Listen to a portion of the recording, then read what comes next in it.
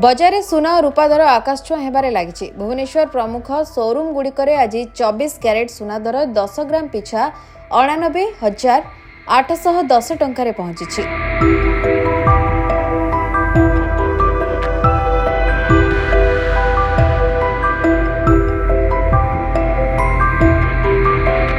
सेभली 22 carrot सुना दर 10 ग्राम पिछा 84,080 टंका होइछि। 18 carrot सुना दर 10 ग्राम पिछा 69,780 टंका होइछि।